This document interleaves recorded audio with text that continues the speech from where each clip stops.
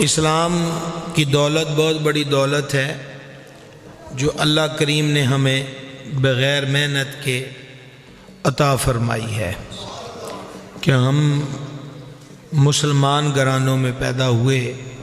یہ مالک کریم کا کرم ہے، اس میں ہماری کوئی محنت شامل حال نہیں ہے۔ اور اللہ تعالیٰ نے قرآن کریم میں واضح طور پر فرما دیا تاکہ کسی بھی فرد کو ابہام اور شک نہ رہے۔ وہ واضح فرمان یہ ہے کہ اللہ تعالیٰ کے نزدیک دین اسلام ہی ہے۔ یہ میں نے ایک آیہ مبارکہ کے حصے کا آسان ترجمہ آپ حضرات کے سامنے پڑھا ہے کہ عند اللہ جو ہے یعنی اللہ کے نزدیک وہ دین اسلام ہی ہے۔ اور سرور عالم شفیع اعظم صلی اللہ تعالیٰ علیہ وآلہ وسلم نے ارشاد فرمایا کہ جنت میں صرف مسلمان ہی داخل ہوں گے۔ تو لہٰذا یہ بہت بڑی دولت ہے کہ ہم دولت اسلام سے مستفید ہیں۔ کئی مرتبہ یہ حدیث پاک اسی عنوان کے تحت گوش گزار کرتا رہتا ہوں۔ محمد بن جریر طبری علیہ رحمت نے تفسیر جامع البیان میں اس حدیث پاک کو نقل کیا کہ رحمت عالم علیہ الصلاۃ والتسلیم نے فرمایا قیامت کے دن جب باقی امتیں اس امت کی شان و شوکت کو دیکھیں گی تو وہ امتیں تمنا کریں گی کہ اے کاش ہم بھی اس امت میں ہوتے، یعنی سرور عالم علیہ الصلوۃ والسلام کی امت۔ بھائی صاحب اس کی وصل کم کرو، کہاں بیٹھیں یہ ساؤنڈ والے؟ وصل کم کیجئے، سادہ سی آواز کیجئے۔ اچھا حافظ صاحب ہیں، واہ بھائی واہ۔ تو حضور جان نور صلی اللہ تعالیٰ علیہ وآلہ وسلم نے یہ بھی ارشاد فرمایا، مفہوم حدیث پیش کر رہا ہوں، کسی بھی امت کا کوئی بھی شخص اس وقت تک جنت میں نہیں جا سکتا جب تک کہ میری امت جنت میں داخل نہ ہو جائے۔ یونیفارم پہن کے نہ آئے تو بسا اوقات بعض ادارے اسے واپس گھر بھیجتے ہیں کہ یہ ڈسپلن کی خلاف ورزی ہے، اور یہ بھی ہے کہ وقت پر آئے گا، اسمبلی میں پہنچے گا، اور وقت سے ہٹ کر آئے تو پھر اس کے بہت سارے نمبر امتحانوں میں کاٹ دیے جاتے ہیں۔ اور تیسرا، سلیبس میں بھی اسٹوڈنٹ یا اسٹوڈنٹ کے والدین کو من مانی کی اجازت نہیں ہے کہ وہ اپنی مرضی سے 2 کتابیں گھٹا دے یا 2 کتابیں بڑھا لے۔ تو ایک اسکول کے اندر داخلے پر اتنے سارے اصولوں کی پابندی بغیر شکوے کے ہم کرتے ہیں۔ اسلام کیا کوئی معمولی چیز ہے کہ اس میں ہمیں داخلہ مل گیا تو ہم یونیفارم کی پرواہ بھی نہ کریں، ٹائم ٹیبل کی پرواہ بھی نہ کریں، اور سلیبس کی پرواہ بھی نہ کریں؟ حال علیہ جو ہے، حضور علیہ السلام نے فرمایا من تشبہ بقوم فہو منہ، جو جس قوم کی نقل اتارے، جو جس قوم کو کاپی کرے، جو جس قوم کی مشابہت اختیار کرے، وہ انہی میں سے ہے۔ لہٰذا ضرورت اس امر کی ہے کہ ہمارا گیٹ اپ جو ہے وہ وہی ہو جو سید عالم علیہ السلام کو پسند ہے۔ اقبال نے جواب شکوہ میں لکھا تھا کہ وضع میں تم ہو نصارہ تو تمدن میں ہنود، یہ مسلمان ہیں جنہیں دیکھ کے شرمائیں یہود، کہ وضع قطع تمہاری عیسائیوں سے ملتی ہے، اور تہذیب و تمدن، شادی بیاہ کی رسمیں، دیگر امور وہ ہندوؤں سے ملتے ہیں۔ تو کیا یہ مسلمان ہیں کہ جن کی بری حرکتیں دیکھ کر یہودی بھی شرما جائے؟ تو ایسا نہیں ہے۔ کرنا کیا ہے مسلمان ہو کر؟ وہ ایک ہی چیز ہے کہ قوت عشق سے ہر پست کو بالا کر دے، دہر میں اسم محمد سے اجالا کر دے علیہ الصلوۃ والسلام۔ جہاں تک سلیبس کا تعلق ہے، میں امید کرتا ہوں کہ میری باتیں آپ تک پہنچ رہی ہوں گی، اور آپ سے صرف ریکویسٹ توجہ سے سننے کی ہے، توجہ کے ساتھ صرف سننے کی ریکویسٹ ہے۔ سلیبس ایک مسلمان کا کیا ہے؟ بنیادی سلیبس ہے قرآن کریم، اول بھی آخر بھی۔ اور جان عالم شفیع اعظم علیہ السلام کے ارشادات عالیہ یعنی احادیث مبارکہ، یہ ایک مسلمان کا سلیبس ہے۔ سادہ سا سوال یہ ہے کہ طالب علم نے سلیبس کو ہاتھ بھی نہ لگایا ہو اور دعویٰ وہ یہ کرے کہ میں پہلی پوزیشن لے لوں گا، تو اس کا کوئی امکان ہے؟ پاس بھی نہیں ہوگا، پہلی پوزیشن لینا تو بڑی دور کی بات ہے۔ سوال یہ ہے کہ امیر و غریب، شاہ و گدا، حاکم و محکوم، گورا اور کالا، عربی اور عجمی، جو بھی مسلمان ہے اس کا سلیبس قرآن ہے اور جان عالم علیہ السلام کا فرمان ہے۔ اس سلیبس کو ایک مسلمان نے پڑھا کتنا ہے؟ ہم نے بہت زیادہ غلطی کی ہے، اور یا ہمیں تسلسل سے اس غلطی کی بھینٹ چڑھایا جا رہا ہے کہ ہم نے کل دینی تعلیم کو مولوی اور ملا سے نتھی کر دیا کہ یہ صرف مولانا لوگوں کا کام ہے۔ ہاں، ہماری عام پبلک قرآن سے گہرا تعلق رکھتی ہے، کب؟ جب اسے قسم اٹھانی پڑے، یا تب کہ جب کوئی عزیز اقربا میں سے فوت ہو جائے تو اس کی قبر پر قرآن پڑھنا ہو۔ قرآن ان کاموں کے لیے تو نازل نہیں ہوا تھا کہ اسے فقط قبروں پہ پڑھا جائے، یا اس کے تعویذ بنا بنا کر فقط گلے میں ڈال دیے جائیں، یا قرآن کو حلف کے اندر تو شامل نہیں تھا۔ حلف تو کہتے ہیں اللہ کی قسم کھانے کو، واللہ باللہ تاللہ، یہ حلف ہے، ایک ہی اس کا معنی ہے، اور معنی ہے اللہ کی قسم۔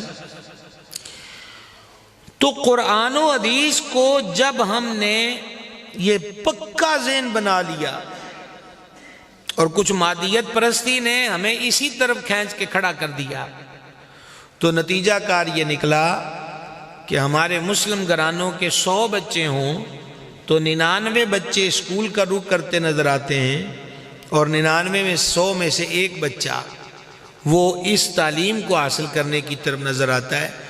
اس میں بھی 2 چیزیں ہیں، ایک ماں باپ کا شوق کہ ہمارا بیٹا دین کا علم پڑھ لے، اور دوسرا مجبوری، اور مجبوری کی پھر 2 قسمیں ہیں۔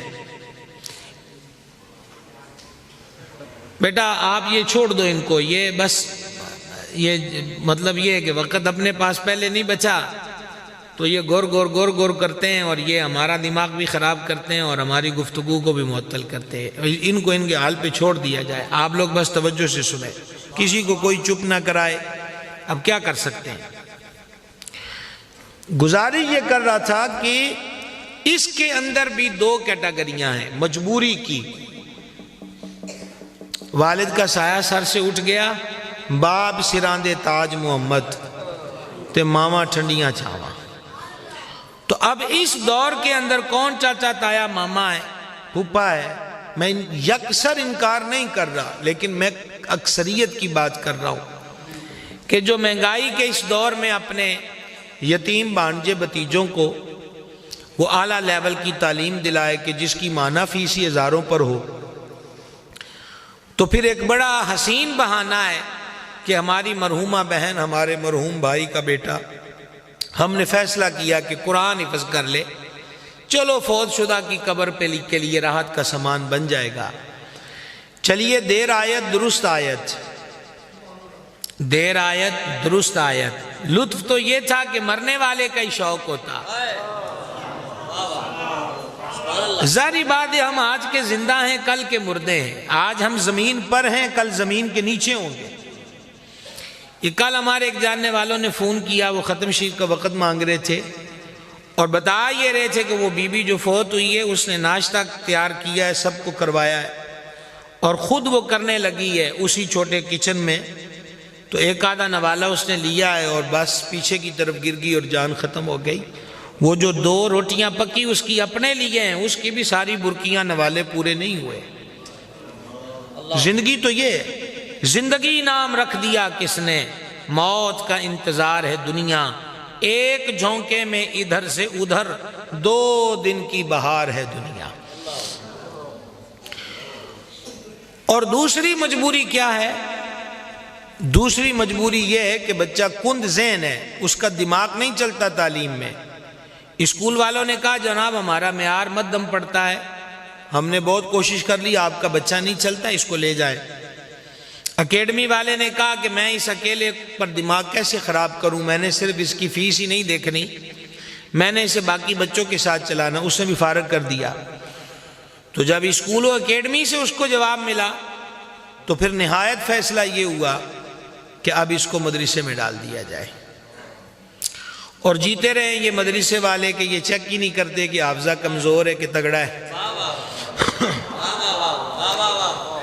یہ تو یہ دیکھتے ہیں کہ اگر ہم نے بھی نہ سنبھالا تو پھر کون سنبھالے گا، سمجھ گئے۔ لیکن میرا ایک سوال ہے آپ بھائیوں سے، آپ بزرگوں سے ایک سوال ہے، اور وہ سوال یہ ہے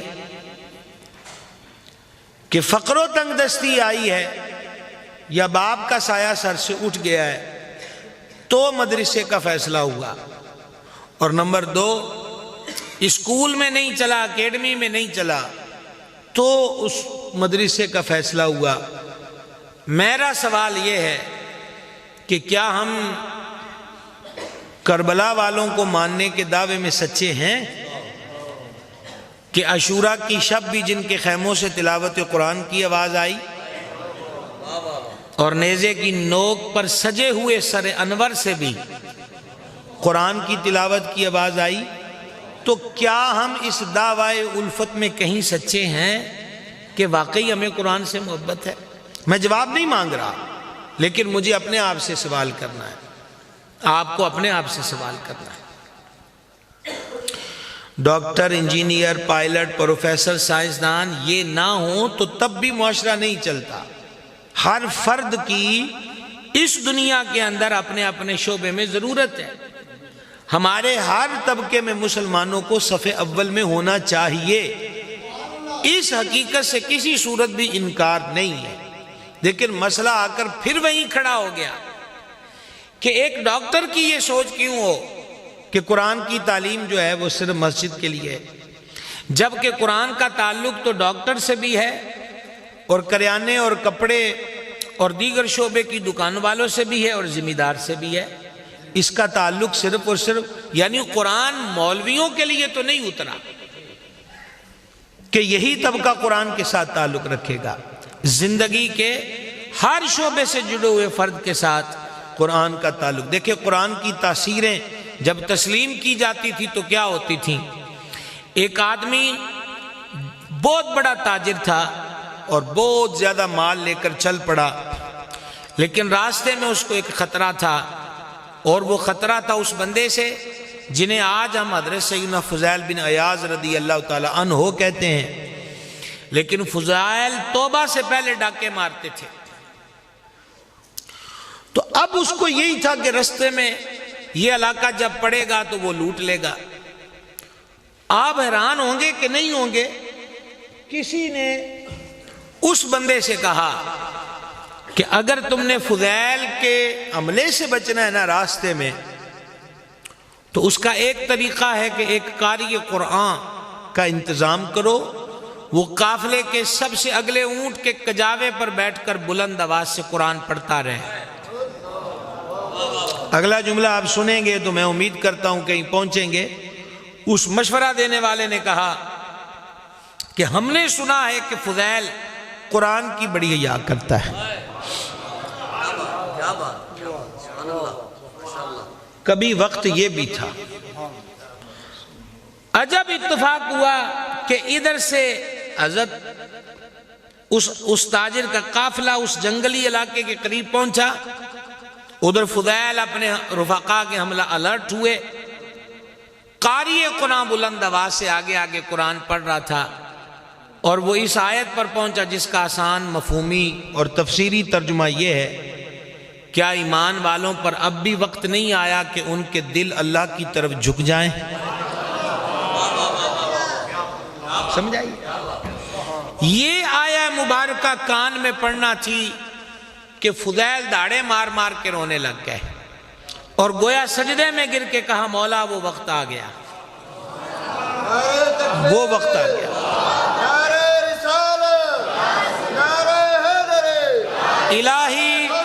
الہی وہ وقت آ گیا۔ اسی دن حضرت فضیل نے سچی توبہ کر لی، اسی دن حضرت فضیل نے توبہ کر لی۔ آپ دیکھیں کہ قرآن کی تاثیریں اور فوائد یہ تھے۔ قرآن کریم وہ کتاب ہے، افسوس ہے کہ ہم اس کی طرف متوجہ کیوں نہیں ہوئے۔ غیر مسلم طبقات نے قرآن کریم پر دو طرح سے ریسرچ کی اور آج تک جاری ہے۔ نمبر ایک، تنقید کی اینک سے کہ کوئی عیب مل جائے، کوئی نقص مل جائے، کوئی کمی مل جائے، کوئی اعتراض کی گنجائش پیدا ہو جائے، لیکن اس کے پہلے ورقے پر جو لا ریب فیہ کی مور لگی ہے نا، وہ اپنی اسی پوزیشن پر۔ اور دوسرا طبقہ جس نے تحقیق کی، ریسرچ کی، وہ تنقید کی نظر سے نہیں بلکہ اس نظریے سے کہ اس قرآن میں جو باتیں ہوتی ہیں وہ سچی ہوتی ہیں۔ تو کہا چلو ڈھونڈتے ہیں، ہم تلاش کرتے ہیں۔ مثلا مرج البحرین یلتقیان بینہما برزخ لا یبغیان، کیا ذکر فرمایا اس میں رب العزت نے کہ دو سمندر ملتے ہیں۔ کتنے؟ دو سمندر ملتے ہیں، لیکن فرمایا کہ اس سمندروں کے ملنے کی جگہ کو دیکھو گے تو تمہیں کوئی برزخ، کوئی فاصلہ، کوئی گیپ، کوئی دیوار، کوئی پہاڑ، کوئی کٹاؤ نظر نہیں آئے گا۔ سمندر دو ملتے ہیں۔ اب اسی پر ایک غیر مسلم جو سمندر کی معلومات پر تجربہ رکھتا تھا، ریسرچر تھا، اس غیر مسلم نے اس پہ تحقیق شروع کر دی، اور اب تو ان سمندروں کے ملنے کی جگہ کی ویڈیوز عام ہے سوشل میڈیا پر۔ اس نے وہ جگہ تلاش کر لی جہاں یہ دو سمندر ملتے ہیں۔ ایک کا کلر بالکل ایسے آپس کے اندر ملتے ہیں، کوئی بیچ میں دیوار نہیں، ایک کا کلر اور ہے، دوسرے کا کلر پانی کا اور ہے۔ جب وہ اس مقام پہ پہنچا تو کلمہ پڑھ کے مسلمان ہو گیا کہ یہ حقیقت ہے۔ غور کر رہے ہیں آپ حضرات؟ یہ قرآن ہے بھائی صاحب۔ تو غیر تو آ کر مستفید ہو گئے، اپنوں نے اس کتاب سے منہ کیوں موڑ لیا؟ غیروں کو پڑھ کر تو کلمے نصیب ہو گئے، اگر ہم کلمے والے اسے دل سے پڑھیں تو سوچئے کہ کیا کیا نہیں مل سکتا، کہاں تک نہیں ہم پہنچ سکتے، کہاں تک ہماری رسائی نہیں ہو سکتی۔ اقبال نے کہا جواب شکوہ میں، گر درس قرآن تم نے بھلایا نہ ہوتا، یہ زمانہ زمانے نے دکھایا نہ ہوتا۔ سمجھ گئے؟ آج ہمارا معاشرہ مختلف قسم کے آفات، بلیات، پریشانیوں اور تکلیفوں میں مبتلا ہے۔ انہی تکالیف میں ایک بہت بڑا مسئلہ یہ ہے کہ عزتیں محفوظ نہیں ہیں۔ کیا مرد، کیا عورتیں، کیا لڑکے، کیا لڑکیاں، وہ عزت محفوظ نہیں۔ حالانکہ سرور عالم علیہ السلام نے مومن کی تعریف یہ بیان فرمائی تھی کہ مومن وہ ہے جس کی زبان اور ہاتھ سے دوسرے مسلمان کی عزت، مال اور جان محفوظ رہے۔ دو چار بیج ادھر، دو چار بیج ادھر، 8-10 تسبیحاں ہم گلے میں پہن لیں تو یہ علامتیں مومن ہونے کی نہیں ہے۔ مومن ہونے کی علامت یہ ہے کہ ہماری زبان سے دوسرے مسلمان کی عزت بچی رہے۔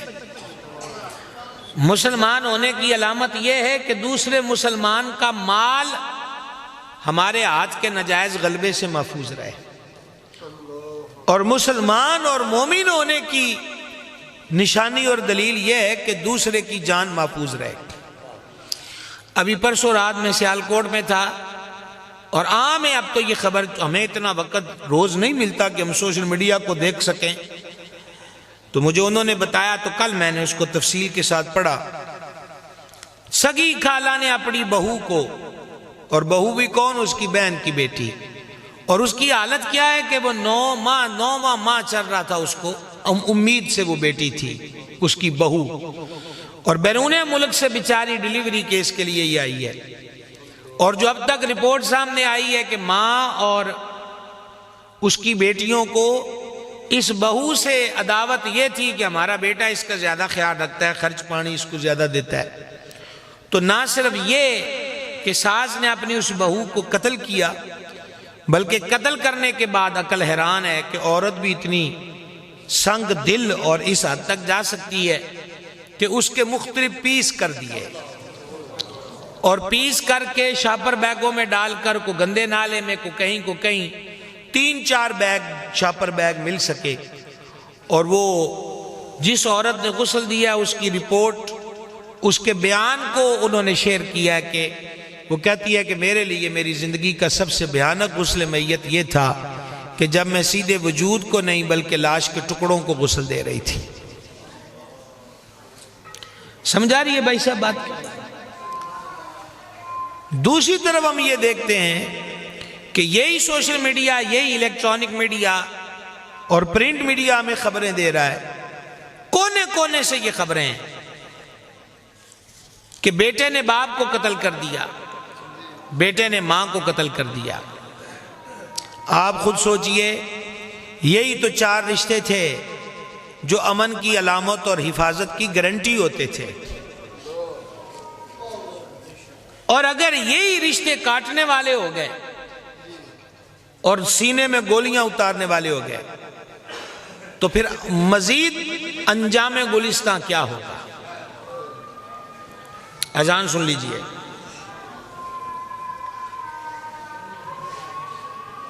آگ لگی ہو تو اسی گلی میں بسنے والوں کو بالکل مطمئن ہو کر نہیں بیٹھنا چاہیے کہ آگ کبھی بھی اپنے گھر کا رخ کر سکتی ہے۔ اگر اس پر غور کیا جائے کہ ان حالات کا ذمہ دار کون ہے، ان حالات کی ذمہ داری ہم چونکہ چنانچہ کہہ کے نہیں گزر سکتے، مجموعی طور پر ہم سب لوگ ان حالات اور واقعات کے ذمہ دار ہیں۔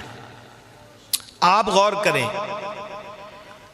پیران پیر، دستگیر، روشن ضمیر، محبوب سبحانی، غوث سمدانی، غوث ثقلین، کریم الطرفین، سرکار سیدنا الشیخ عبد القادر جیلانی، حسنی حسینی بغدادی رضی اللہ تعالی عنہ، آپ کے والد ماجد کا وصال ہو چکا تھا، ایک ہی آپ کے بھائی تھے، لیکن آپ نے اپنی والدہ سے اجازت مانگی ہے کہ میں بغداد جانا چاہتا ہوں، وہاں اللہ والوں کی زیارت کروں گا، دین کا علم پڑھوں گا۔ تو والدہ ماجدہ نے منع نہیں کیا، حالانکہ جن بی بی پاک کے سر سے اس کے شوہر کا سایہ اڑ جائے اور 2 ہی بچے ہوں اور ان میں سے ایک بھی پردیس میں جانے کی بات کرے، اور وہ پردیس ویڈیو کال والا پردیس نہیں تھا کہ آپ لمحے بھر میں کال ملائیے اور بات کر لیجئے، لیکن ماؤں کا کردار ہمیشہ یہی رہا ہے کہ انہوں نے گھر کی 4 دیواری کے صرف چولہے کی فکر نہیں کی، اسلام کی وہ بختور مائیں تھیں کہ جنہیں دین اسلام کی کونے کونے میں فکر تھی، اور ان میں ایک حضور غوث اعظم محبوب سبحانی کی والدہ کریمہ بھی ہیں۔ اپنے لخت جگر کو گلے سے لگایا رخصت کرتے وقت، فرما ماں کی ایک وصیت یاد رکھنا کہ کبھی جھوٹ مت بولنا۔ آگے آپ اس واقعے کو جانتے ہیں کہ ڈاکوؤں کے سردار نے صرف اس بات پر توبہ کر لی کہ غوث پاک نے چھپے ہوئے پیسے جھوٹ بول کر چھپائے نہیں، بلکہ کہہ دیا کہ یہ اندر خفیہ جیب ہے جو میری والدہ ماجدہ نے اندر کی طرف بنا کر دی ہے۔ تو وہ رویا اس لیے تھا کہ یہ ماں سے کیے وعدے کو نہیں بھولا، اور میں دن رات اپنے مالک کی نافرمانیاں کر رہا ہوں۔ ایک ماں کی تربیت، اب ذرا یہ ایک لائن ذرا پلیز ڈبل توجہ سے سن لیجئے گا، ایک ماں کی تربیت، بیٹے کا اس کہی گئی بات پر عمل، 75 ڈاکوؤں کے لشکر اور گینگ نے توبہ کی، تو صرف 75 لوگوں کا مسئلہ نہیں، 75 خاندانوں کا مسئلہ ہے، اور صرف 75 خاندان نہیں بلکہ ان 75 ڈاکوؤں سے جو ہر راہگیر اور علاقے کے لوگ لٹ رہے تھے، یہ ان لوگوں کی آئندہ سے سیفٹی، سیکیورٹی اور حفاظت کا مسئلہ ہے۔ معاشرے کے اتنے بڑے حصے کی اصلاح صرف ماں کی ایک تربیت اس کا سبب بن گئی، صرف ماں کیا ایک وہ معاشرے کی اتنی بہتری کا سبب بن گئی۔ تو مائیں تو آج بھی ہیں، مٹی بھی وہی ہے، لیکن اقبال نے کہا نا ذرا نم ہو، ذرا نم ہو، تو یہ مٹی بڑی زرخیز ہے ساقی، نمی کی ضرورت ہے۔ صوفیاء فرماتے ہیں کہ تجھے اولاد کے صرف روشن مستقبل کی فکر ہے، باپ ہونے کی حیثیت سے، ماں ہونے کی حیثیت سے چالے چار جماعتاں پڑھ جائے، اپنے پیراں تے کھلو جائے، کو کاروبار کر لے، اینو کتے نوکری تے اڑا دواں، اے چار پیسے کمان والا، گاں دی شادی ہونی۔ ابھی چھوٹا سا بچہ ہے، ابھی چھوٹا سا بچہ ہے، ابھی سے اس کی پڑھائی لکھائی یا ہنر، اس کی فکر کیا جی کہ پیراں تے کھلو جائے، پیراں تے کیوں کھلو جائے جی گاں دا بیاہ بھی ہونا ہے، تو انہاں کا نکمے اور ویلے کو رشتہ کون؟ ابھی چھوٹا بچہ ہے۔ ایک چھوٹے بچے کے لیے ماں باپ کی فکر کا لیول یہ ہے۔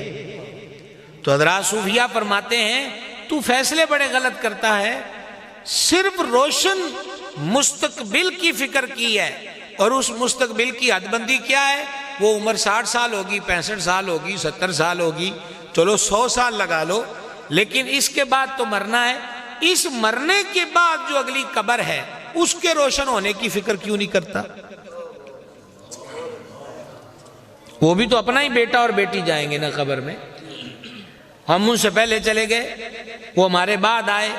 یہاں بیٹا بیٹی کا دکھ نہیں دیکھ ہوتا تو اگر گناہ، جرم، نمازیں چھوڑنے، رب رسول کی مخالفت، زنا، چوری، شراب، جوا، دھوکہ، ملاوٹ، کم تولنا، کم ناپنا، ان جرموں کی وجہ سے وہ قبر ہی آگ کا مرکز بن گئی، تو پھر تجھے کوئی دکھ نہیں ہوگا۔ کہ روشن مستقبل کی فکر بھی کر اور اپنی اولاد کی روشن قبر کی فکر بھی کر، اپنی اولاد کی روشن قبر کی فکر بھی کر۔ جتنے مشاہیر اولیاء کرام ہوئے، جتنے بھی،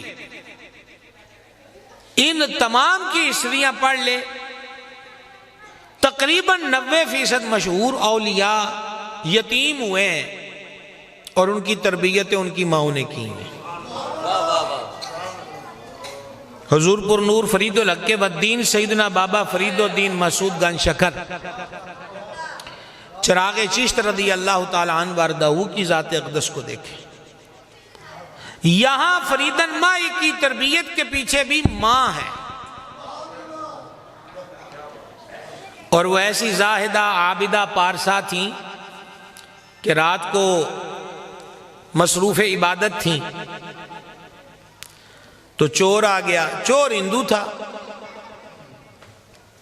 اس نے گھر میں جو کچھ بھی ملا وہ گٹھڑی باندھی، جب دروازے پہ گیا تو اندھا ہو گیا، واپس آئے تو پھر دکھنا شروع ہو جائے، جب نکلنے کو دروازے پر جائے تو پھر دکھنا بند ہو جائے۔ پھر اس نے شور کیا کہ اس گھر میں کوئی شکتی ہے، روحانی کو پاور والا ہے کہ میں دروازے پہ جاتا ہوں تو اندھا ہو جاتا ہوں، مجھے معاف کر دو، میں آئندہ تمہارے گھر میں چوری نہیں کروں گا۔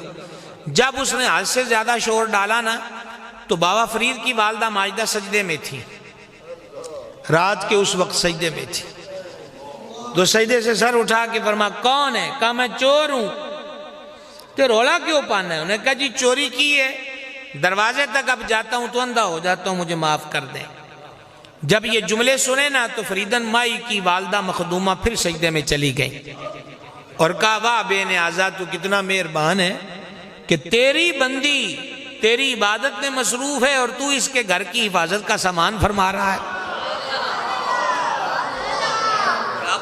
تو کہا مہربانہ اسے معاف کر دے، میں نے معاف کیا، تو بھی معاف کر دے۔ اب وہ اندھیرے میں دروازے سے نکلا چلا گیا، دن چڑھے دروازے پہ دستک ہوئی، ایک لمبا تڑمبا آدمی، اس کے ساتھ ایک عورت اور کچھ بچے تھے، دستک دی، یہ گنج شکر سرکار کی والدہ مخدومہ دروازے پہ تشریف لائیں۔ کیا بات ہے؟ کہا جی میں رات والا چور ہوں، وہ جڑی تسی رب کو معافی میرے واسطے دلوائی ہے نا، اس نے آنکھوں کا نور ہی نہیں دل کا نور بھی بخش دیا ہے۔ اور اب میں سارے بیوی بچوں کو لے آیا ہوں کہ ان کو کلمہ پڑھا کے اسلام میں داخل کر دیجیے۔ کہاں یہ ویاڑی روڈ پر، ملتان سے ویاڑی روڈ پر پھر لنک روڈ کی طرف چڑھتے ہیں تو وہاں علاقہ ہے کھٹوال، اور اس علاقے سے دین کا علم پڑھنے کے لیے نوخیز عمر میں، لڑکپن کی عمر میں والدہ ماجدہ نے اپنے لال فرید الدین گنج شکر کو ملتان بھیجا۔ انہوں نے وہاں پر دین کا علم حاصل کیا، اور ملتان میں ہی بابا فرید سرکار کو ان کے مرشد قطب الحق والدین سیدنا خواجہ قطب الدین بختیار کاکی رضی اللہ تعالیٰ عنہ ملے، اور اس وقت بھی جب بابا فرید کی پہلی ملاقات اپنے مرشد قطب پاک سے ہوئی ہے، اس وقت گنج شکر کے ہاتھ میں مدرسے کی کتاب تھی۔ اس کتاب کو نافع کہتے ہیں، اس کا نام ہے نافع۔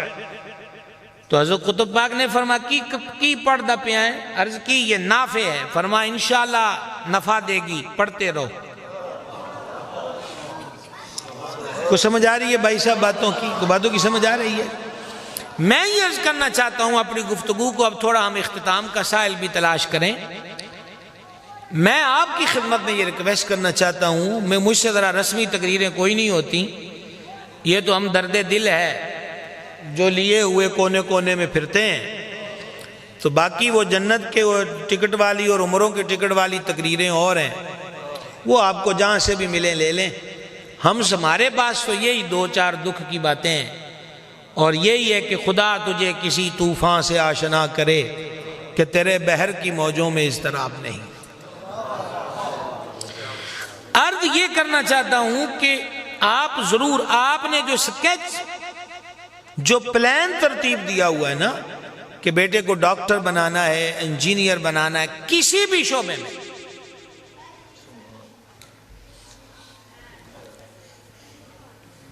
کسی بھی شعبے میں جہاں بچے کو لے جانا چاہتے ہیں ضرور لے جائیں۔ صرف اتنی سی ریکویسٹ ہے کہ تھوڑا اسے دین کا علم پڑھا دیں۔ سمجھ آئیے؟ تاکہ وہ بیٹا سیدھے ہو کے بیٹھو، یہ سندھی چادر والے ہی میں نے تو کہا تھا کہ ان لوگوں کو سمجھ آ جائے گی، لیکن کمالیہ ہے بھائی، کمال کے لوگ ہیں، جلدی تو نہیں آئے گی۔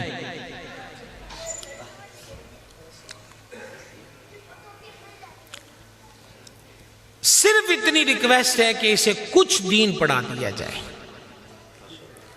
میں آپ سے ایک سوال پوچھنا چاہتا ہوں، دائیں سے بائیں آپ جتنے حضرات بھی تشریف رکھتے ہیں، بزرگ بھی بیٹھے ہیں اور متوسط عمر کے حضرات بھی بیٹھے ہیں، مجھے آپ یہ بتلائیے کہ میڈیکل کا شعبہ ہو، اسکول کا شعبہ ہو، وابٹا ہو، سوئی گیس کا محکمہ ہو، پولیس کا محکمہ ہو، ٹیلی فون کا محکمہ ہو،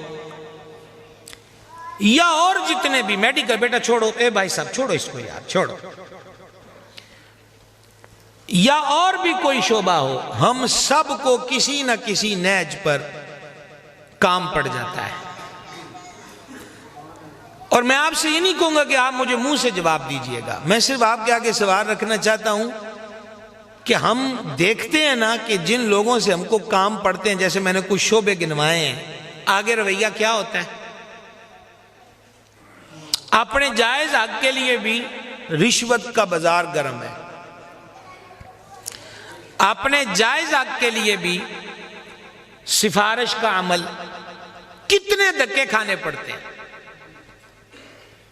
کہ اپنا جائز حق لینے کے لیے بھی۔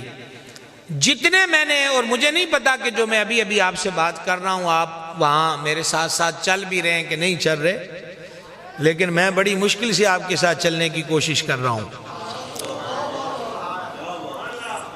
میں آپ کی خدمت میں عرض کرتا ہوں، یہ جتنے بھی شعبے میں نے آپ کو ابھی گنوائے ہیں، کیا ہم ان کارکردگیوں سے مطمئن ہیں؟ کیا ہمیں ہمارا حق آسانی سے دستیاب ہے؟ کیا رشوت کے بغیر، سفارش کے بغیر، یا پھر لمبے چوڑے گیڑوں کے بغیر، یا پھر آ جا کے یہ ہوتا ہے کہ میں اس کلرک کے خلاف ہائی کورٹ چ رٹ دائر کر دیتی ہے؟ تو یہ جتنے لوگ جن سے ہمیں کام پڑتے ہیں تو اسی معاشرے کے لوگ نا، ہیں تو انسان ہی، ہمارے ہی طبقات سے ان کا تعلق ہے۔ بس اتنی بات کہنا چاہتا ہوں کہ ہمارا بچہ جب کسی سیٹ پر جائے تو وہ ظالم نہیں، معاون بنے. سمجھ گئے؟ وہ تکلیفیں بڑھانے والا نہیں، تکلیفوں کو گھٹانے والا بنے. وہ اپنی مسند پر بیٹھ کر صرف جیب بھرنے کی سوچ اس کو نہ ملی ہو، بلکہ وہ اپنی کرسی پر بیٹھ کر کچھ آنسوؤں کو صاف کرنے کا سبب بن جائے اور کچھ دلوں کو رکھنے کا سبب بن جائے. وہ قدرت اللہ شاہب ہوئے جی ڈپٹی جھنگ. یہ اس دور کی بات ہے کہ جب یہ کہاوتوں میں بھی بات آتی تھی یا عام محاوروں میں تو کیڑا کہ ڈی سی چنگ لگا ہوئے ہیں. جب اس کے تحت کئی تحصیلیں تھیں. اس نے اپنی زندگی پر ایک کتاب خود لکھی ہے قدرت اللہ شاہب نے. وہ کہتا ہے کہ ایک بی بی آئی، بیوہ، کافی بوڑھی بی بی تھی وہ. تو اس نے آ کر نہ مجھ سے وہ اپنے سادہ سا لہجے میں بات کی تے نال وہ اپنا دوپٹہ جڑا ہے نا وہ کونا لب دی پئی سی. تو کونا اس نے کرتے کرتے پکڑتے ہوئے نا تو اس کو کھولا تو سکے تھے. اس دور میں یہی تھا، 10 پیسے اور 5 پیسے والی پان چلتی تھی. تو کہا اس نے وہ چونیاں ٹھنیاں تھوڑی سی کھول کے تو میرے ٹیبل پہ رکھ دی اور اس نے کہا وے ڈی سی اے ہی پیسے نے میرے کو تینوں رشوت دین جو کہ تے کام میرا کر دے. اس نے یہ واقعہ خود اپنی آپ بیتی لکھی. اس نے کہا دکھ بھی ہوا کہ یار ہر شعبہ جو ہے وہ اس سوچ میں آ گیا ہوا ہے کہ جب تک رشوت نہ دی تو میرا کام نہیں ہوگا. اس نے کہا میں قسم کھا کر کہہ سکتا ہوں کہ میں نے ساری زندگی رشوت نہیں لی سوائے اس دن کے جو وہ ماں چند سکے میرے ٹیبل پہ رکھ گئے. آگے پھر واقعہ پڑھنے کے قابل ہے. پھر اس نے نکالی گاڑیاں جناب اسے دن مائی دا کم کر کے دیتا. لیکن اس نے کہا وہ سکے میں نے یادگاری کے طور پہ رکھ لیے. ریکویسٹ یہ ہے کہ بنائیں پڑھائیں، ہم اس کے مخالف نہیں ہیں، پر اتنا ہے کہ میں اکثر یہ بات کہا کرتا ہوں کہ بیٹوں کی گٹی میں یہ بات ڈال دی جائے. یہ ماں باپ کی ذمہ داری ہے کہ پتر تو چاندتے بھی چلا جائے نا کہ تیرا رخ اس ذات والوں کدی نہ مڑے کہ جن کے اشارے پر پنگوڑے میں چاند ہلا کرتا تھا. کسی نیج پر بھی چلا جائے. تو اس لیے دینی تعلیم کو آج کی میری ساری گفتگو میں میرا مشن ایک ہی ہے، پہلا بنیادی، کہ ہم یہ سوچ ختم کریں کہ یہ مدرسے کی تعلیم صرف مولوی کے لیے ہے، امام مسجد بننے کے لیے ہے، خطیب بننے کے لیے نہیں. جائیں کورٹ کچہریوں میں دیکھ لیں یا جہاں جہاں فتوے لکھے جاتے ہیں ان مفتیان کرام کے دارالفتاؤں میں جا کے دیکھ لیں، آپ کو یہی نظر آئے گا کہ آج سب سے بڑا ایشو، سب سے بڑے مسائل وہ عدلیہ میں ہوں یا دارالفتاء میں، وہ طلاق کے مسائل ہیں. تو کیا ہمیں معلوم نہیں ہے کہ قرآن پاک میں پوری سورت ہے جس کا نام سورہ طلاق ہے، اور اسی قرآن پاک میں سورہ طلاق کے علاوہ طلاق کے اتنے مسئلے بیان ہوئے الگ آیات کے اندر. پھر احادیث کے اندر پورے چیپٹر ہیں جس کا نام کتاب الطلاق ہوتا ہے. یعنی رب رسول نے عنوان قائم کر کے ہمیں بتایا ہے جہاں وَأَن کی ہو ہے کہ نکاح کرو، تو وہاں یہ بھی بتایا ہے کہ طلاق دینی ہی پڑ جائے تو کیسے دینی ہے. اور جو طریقہ اللہ کریم نے بیان فرمایا ہے، ہمارے 99% لوگوں کو وہ طریقہ ہی نہیں آتا، وہ یاد ہی نہیں ہے. ہار شنگار تو یاد ہے پر زندگی گزارنی کیسے ہے یہ یاد نہیں ہے. تو طلاق کے اس طریقہ کار کوئی اگر قرآن میں پڑھ لیا جاتا تو بھائی صاحب میں دعوے سے کہہ سکتا ہوں کہ 50% گھرانے جو آج بعد از طلاق بکھرے اور اجڑے ہوئے پھرتے ہیں، 100 میں سے کم از کم 50% گھرانے آج آپ کو آباد نظر آتے اور بچے ہوئے نظر آتے. بس ضرورت اس چیز کی ہے کہ ہم قرآن سے اپنا تعلق مضبوط کر لیں، قرآن کو پڑھنا سیکھیں، قرآنی احکامات کو دیکھیں. یا مختلف ایجز کے حضرات بیٹھے ہوئے ہیں، میں اپنے آپ سے شروع ہو کر حضرت تک ختم ہو جائے بات یہاں سے گھما کر شروع کر کے پوچھنے نہیں لگا، لیکن میں اپنے آپ سے پوچھوں، آپ اپنے آپ سے پوچھ لیں کہ ہماری انی زندگی ہو گئی ہے ہون تکر آج دے ایس ٹائم تکر کیا میں نے پورے قرآن کو ترجمے سے پڑھ لیا ہے؟ صرف ایک سوال۔ جب موبائل نہیں تھا تو اخبارات عام تھے، سنڈے میگزین تھا، وہ جی سیارہ ڈائجسٹ ہے، سسپینس ناولز ہیں یا رومانوی ناولز ہیں، بکتے تھے اور لوگ پورے پورے پڑھ جاتے تھے۔ کئی اخباروں کے شوقین ایسے ہوتے تھے کہ اخباروں کے بیچ میں ایک کاروبار کا صفحہ ہوتا تھا کہ یہ چیز بک رہی ہے، یہ چیز بک رہی ہے، وہ بھی ساری پڑھ جاتے تھے۔ سمجھ گئے؟ آج بھی آپ کی خدمت میں عرض یہ ہے کہ جتنا دھیان ایس ایم ایس پر، جتنا دھیان ہم نے میسنجر اور پھر یہ واٹس ایپ پر چیٹ کرتے ہوئے اور پھر یہ فیس بک پر کومنٹس کی صورت میں 2-2 گھنٹے بیٹھے رہتے ہیں، میں نے اس کے خلاف لکھ دیا، اس نے میرے خلاف لکھ دیا، صرف اور صرف 10-15 منٹ بھی روز نکالیں، ان گئے وقت انہیں واپس نہیں لے آ سکتے۔ اسی لیے صوفیاء نے کہا مال سے زیادہ قیمتی وقت ہے، مال گیا تو پھر بھی آ جائے گا، پر گیا ہوا وقت کبھی واپس نہیں آتا۔ تو آئیے آج اس مدرسہ انوار الفرید کے سالانہ جلسے کے موقع پر، اور آج عرس کی تقریب ہے، اور وہ عرس والا درویش بھی کیا درویش ہے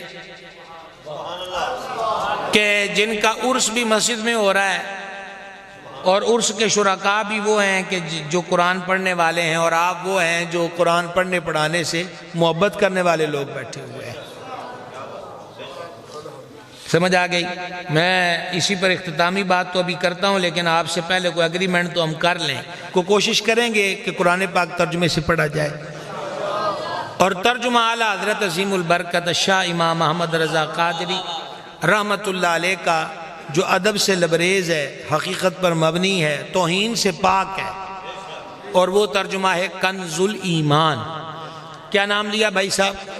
یہ جن کے پاس موبائل ہیں کیمرے ویمرے والے، یہ تو ڈاؤن لوڈ ویسے کر سکتے ہیں۔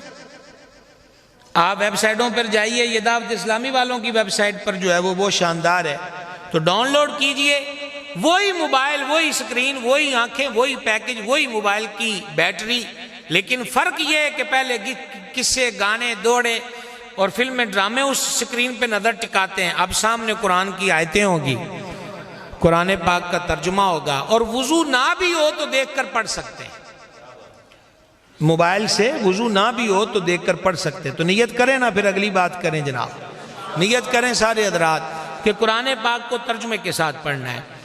اسی دین کی تعلیم کے مراکز یہ مدارس ہیں، جس میں سے ایک مدرسے میں بڑی خوشی ہوئی ہے یہاں کے گیٹ سے داخل ہو کر، بڑی خوبصورت عمارت ہے، اور ماشاءاللہ طلباء کی تعداد بھی بہتر ہے، اور ابھی حضرت نے بتایا ہے کہ انشاءاللہ درس نظامی کا یعنی عالم کورس کا آغاز بھی کریں گے۔ یہی ترقی ہے کہ آگے سے آگے بڑھا جائے، مزید آگے سے آگے بڑھا جائے۔ تو میں بغیر کسی لمبی چوڑی تشریح کے، جو حضرات اس ادارے سے وابستہ ہیں، مدتوں سے وابستہ ہیں، میں ان کی خدمت میں عرض کروں گا، آپ کو اللہ تعالیٰ نے اگر مالی اور اخلاقی طور پر اس مدرسے سے تعاون کی سعادت بخشی ہے تو واقعی اسے سعادت سمجھیں، یہ بہت بڑی سعادت ہے۔ میں اپنے پورے تجربے اور وثوق کے ساتھ یہ بات کہہ رہا ہوں کہ آج کے دور میں سب سے زیادہ مشکل اور سب سے زیادہ جو ضروری کام ہے دین کی تقویت کا، وہ مدرسوں کا قیام ہے، اور جو پہلے سے قائم شدہ ہیں ان کو چلانا ہے، یہ ازحد ضروری ہے۔ یہ فیکٹریاں بھی بند ہو جائیں تو دو چار امام مل جاتے ہیں، پھر یہ کہاں سے ملیں گے؟ سمجھ آئی میری آپ کو جو میں عرض کر رہا ہوں؟ 100 میں سے 99 تو پہلے دوسری طرف جا رہے ہیں، تو اگر ان ایک کو سنبھالنے والا بھی کوئی نہ رہا تو خود سوچئے بات کدھر جائے گی۔ اعلیٰ حضرت عظیم البرکت سیدی شاہ امام محمد رضا قادری مجدد دین و ملت قدس سر العزیز نے 10 نکاتی ایک خوبصورت فارمولہ لکھا تھا، آج سے کم و بیش 103-4 سال پہلے۔ اس میں یہ تھا کہ ہم دینی مسلکی اشاعتی کام کو آگے کیسے بڑھا سکتے ہیں، تو اس میں آپ نے ایک کام بتایا تھا، مدرسوں کو، اور فرما مدرسے بھی ماں نہ ہو، کلہ بورڈ ہی نہ لگا ہوئے، ٹھیک ہے نا، اس کی تعلیم بھی ہو۔ اور یہاں پر تو آج ہمارے اساتذہ خراج تحسین کے قابل ہیں کہ جو بڑی لمبی ڈیوٹی اور سب سے کم معاوضے پر اس عشق کی داستان کو نبھا رہے ہیں۔ لمبی ڈیوٹی ہے، یہ شارٹ پیریڈ نہیں ہے۔ یہ جو رہائشی مدرسے ہیں اس کو تو آپ کہہ لیں یہ 24 گھنٹے کی ڈیوٹی ہے۔ ہم چھوٹے چھوٹے ہوتے اپنے بڑوں سے سنتے تھے کہ حسائدہ کوئی نہیں ہوندا تے روایدہ ہر کوئی پوچھتا ہے۔ بچہ پڑھ گیا، لکھ گیا، ترقی کر گیا، ہنر والا ہو گیا، بہترین قاری بن گیا، مصلح بن گیا، عالم بن گیا، بات ٹھیک ہے جی، اللہ اللہ خیری صلی اللہ۔ لیکن خدا نہ خواستہ بچے کو کہیں سے چوٹ لگ گئی، آتے جاتے رکشے بائک کی ٹکر ہو گئی، ایسا کوئی مسئلہ ہو گیا تو سوشل میڈیا زندہ باد اور ہماری صحافت بھی زندہ باد۔ تو پھر کہیں گے کہ یہ مدرسے والے ظالم ہیں، بچوں پہ دھیان نہیں کرتے۔ اس سخت ماحول کے اندر بھی خون جگر دے دے کہ یہ مدرسوں والے، میں خود مدرسے والا ہوں اس لیے میں جانتا ہوں، میں خود مدرسے والا ہوں، سنی سنائی باتیں نہیں کر رہا، ہم اسی راہ کے راہی ہیں۔ تو میری آپ سے ریکویسٹ ہے کہ اپنے ان اداروں کو مزید مضبوط کیجیے۔ مولا مرتضیٰ شیر خدا کرم اللہ تعالی وجہ الکریم نے فرمایا تھا کسی نے منگیا ہے تے پھر تو دیتا ہے تو وہ سخاوت نہیں، وہ بخشش ہے۔ سخاوت یہ ہے کہ تو بن مانگے ہی پہنچ جائے، جس کو ضرورت ہے اس کے سوال کے بغیر اس کو دے دے۔ تو میں آپ کو بتا رہا تھا کہ اعلیٰ حضرت رحمۃ اللہ علیہ نے اس دور میں لکھا، حدیث پاک کوڈ کی ایک آپ نے، کہ نبی پاک علیہ السلام نے فرمایا ایک وقت آئے گا کہ دین کا کام درہم اور دینار کے بغیر نہیں چلے گا۔ تو کم و بیش 103-4 سال پہلے وہ حدیث کوڈ کر کے سیدی اعلیٰ حضرت رحمۃ اللہ علیہ لکھتے ہیں کہ وہ وقت آ گیا، وہ وقت آ گیا۔ تو وہ بجلی کا بل ہو یا رہائشی طلباء کے لیے کھانا یا ان کو پڑھانے والے اساتذہ کے ماہانہ وظائف یا دیگر مینٹنس کا کام اور دیگر ضرورتیں یہ مدرسوں کے ساتھ بھی جڑی رہتی ہیں۔ مہنگی بجلی نے 5 افراد پر مشتمل فیملی کو پریشان کر دیا، تو جہاں 20 طلباء ہوں خود سوچئے کہ بجلی کا بل مسجد اور مدرسے کی طرف آتا ہوا کوئی مومن نہیں ہوتا، وہ بل ویسا ہی تگڑا رہتا ہے، ٹھیک ہے نا۔ یونٹ جو ہیں وہ کو خوف خدا کھاتے ہیں کہ یہاں ہم 2 جلے ہیں تو 1 آ جائے، وہ اسی طرح اس کی گراری گھومتی ہے۔ آٹے والا اسی ریٹ پہ آٹا دیتا ہے، کچن کے اندر جو اشیاء ہیں وہ اسی ریٹ پر ہیں۔ تو 3-4 افراد کا گھرانہ جو ہے وہ پریشان ہو گیا ہے۔ تو موجودہ حال پھر آپ خود سمجھیں، اس لیے اپنی ذمہ داری سمجھیں اور اس کو کوئی سطحی یا پھر اس کو بہت 4-5 نمبر پر نہیں، میں آپ سے عرض کروں گا کہ اسے پہلے نمبر پہ رکھیں کہ اپنی آمدن کا ایک حصہ دینی تعلیم کے لیے وقف کیجئے، آمدن کا ایک حصہ دینی تعلیم۔ اور بلکہ ایک اور آپ کو بہترین مشورہ دوں، یہ مدرسے میرے تجزیے میں یتیم خانے بھی ہیں کہ کتنے کتنے یتیم بچوں کو سہارا مدرسوں کی 4 دیواری میں ملتا ہے۔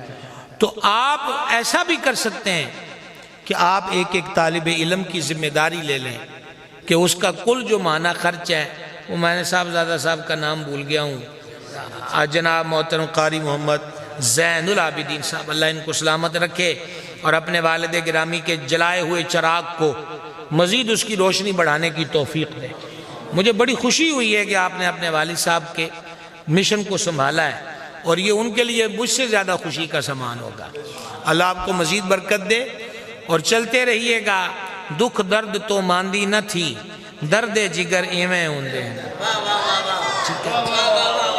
تو یہ ان راہوں میں یہ پھولوں کی سیج ہے ہی کوئی نہیں ہے، اور یہ پھولوں کی سیج کوئی نہیں۔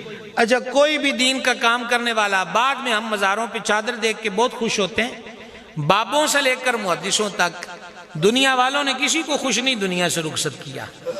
آپ اندازہ کر سکتے ہیں جس بابے کی کتاب کیا سنی اور کیا دیگر مسالک ہر فرقے کے ہاں جو پڑھائی جاتی ہے اور جس کو اللہ نے مقبولیت بخشی ہے، اور وہ سطر اول کی کتاب ہے صحیح بخاری شریف کہ امام بخاری رحمۃ اللہ علیہ آخری وقت میں انہوں نے کہا تھا، یا رب یہ زمین مجھ پہ تنگ ہو گئی ہے، اب مزید جینے کو دل نہیں کرتا، مجھے اپنے پاس بلا لے۔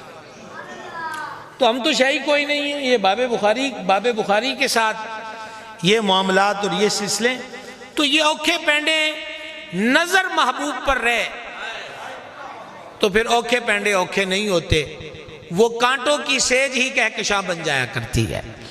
تو لہذا آپ ایک ایک طالب علم کی ذمہ داری بھی لے سکتے ہیں، اس سے بھی اداروں کے کندھوں سے بوجھ کم ہوتا ہے، اور پھر ایک کی ذمہ داری لینے کا اجر وہ اب آپ کو کیا بتانا ہے۔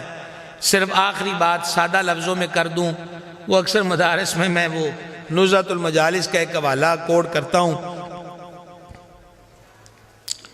محدث تبری ہوئے ہیں، بڑا چوٹی کا محدث ہوا ہے، وہ کہتے ہیں ہم ایک علاقے میں گئے دین کا علم پڑھنے، تو مدرسے والوں نے کہا جناب داخل ہونا تو ہو جائیں لیکن روٹی ہم نہیں تمہیں دے سکتے۔